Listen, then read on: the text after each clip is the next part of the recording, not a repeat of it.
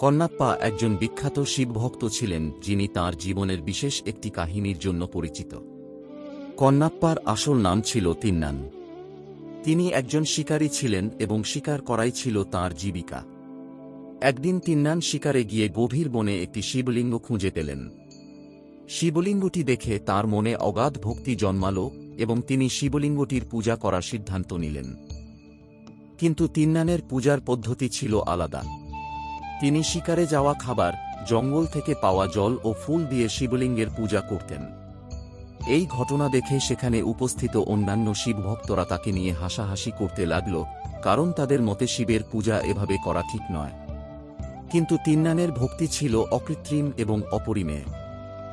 একদিন তিনি দেখতে পেলেন শিবলিঙ্গের চোখ থেকে রক্ত বের হচ্ছে। তিন্নান তাঁর ভক্তির প্রমাণ দেওয়ার জন্য একটি চোখ খুলে নিয়ে শিবলিঙ্গে অর্পণ করলেন। এতেও রক্তপাত বন্ধ না হলে তিন্নান অন্য চোখটিও দেওয়ার জন্য প্রস্তুত হলেন। ঠিক তখনই শিব স্বয়ং আবির্ভূত হলেন এবং তিন্নানের ভক্তির প্রশংসা করলেন।